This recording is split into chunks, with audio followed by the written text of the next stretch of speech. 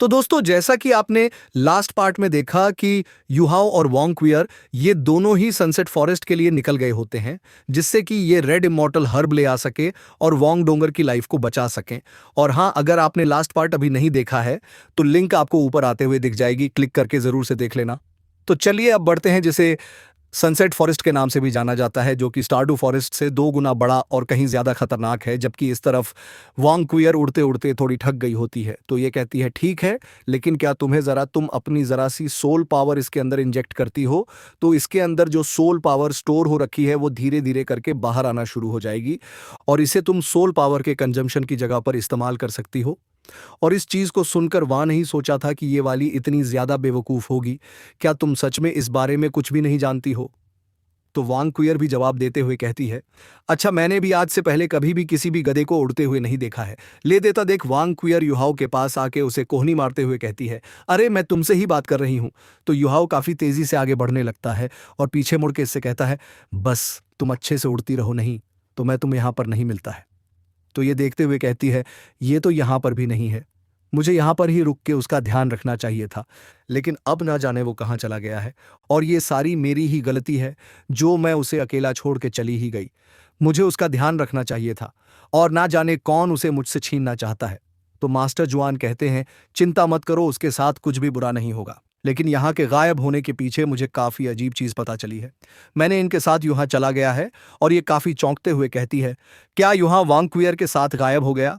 और फिर ये काफी हैरान परेशान होते हुए मन में कहती है, ये वही चीज थी जिसके बारे में मैं दोबारा से नहीं सोचना चाहती थी, जबकि जरूरत भी थी।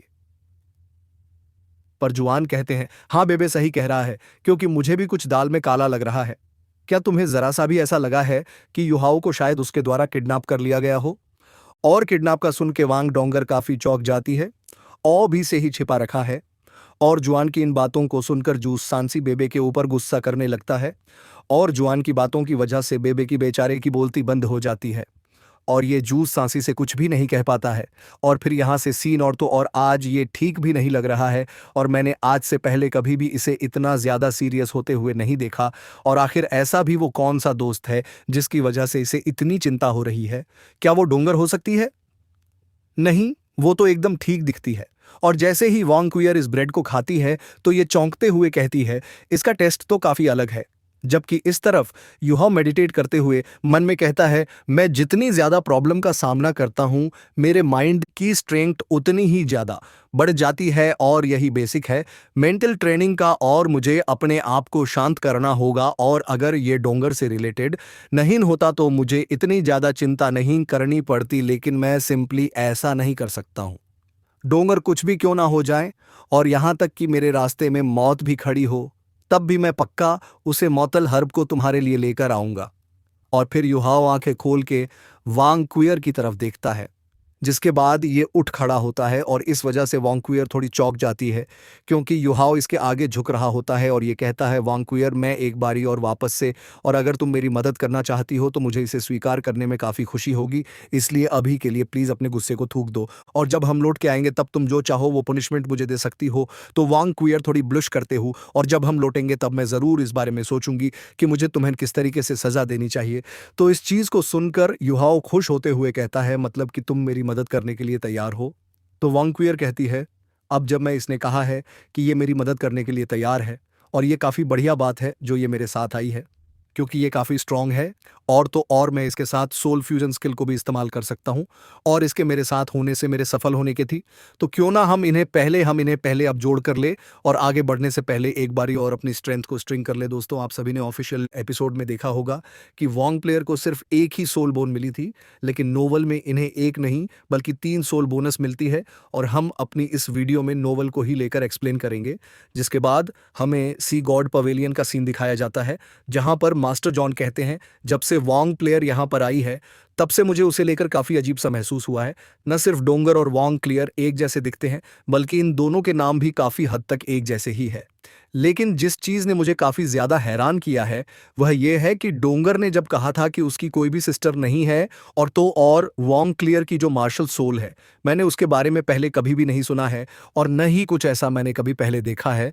और इन सारे पहलुओं को देखने के बाद मुझे ऐसा लगता है वोंग वियर काफी ज्यादा मिस्टीरियस है और अगर वास्तव में वांग क्लियर किसी और के द्वारा भेजी गई जासूस है तो हम उसके ऊपर संदेह कर सकते हैं कि उसने ही उसे किडनैप किया होगा।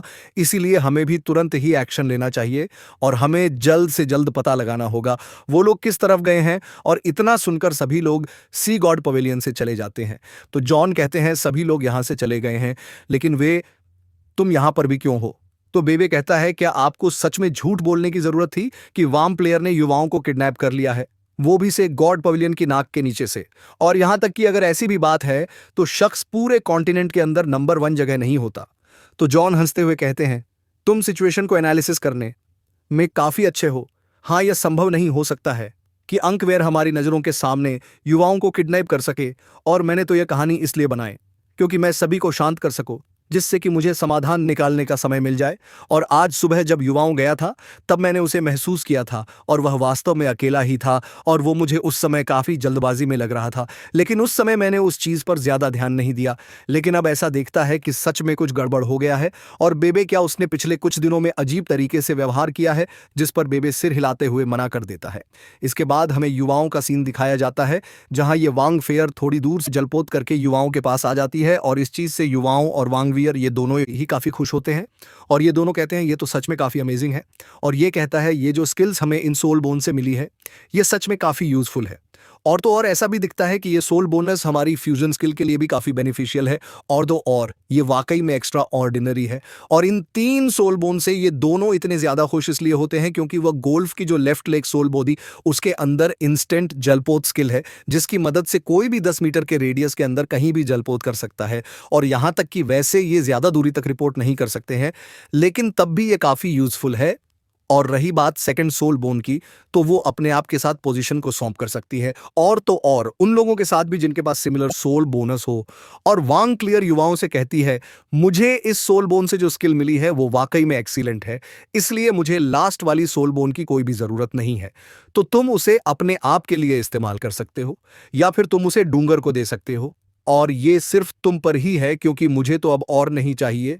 और बाद में जब तुम इसे उसे दो तो तब तुम्हें मुझे इस बारे में बताने की कुछ भी ज़रूरत नहीं है।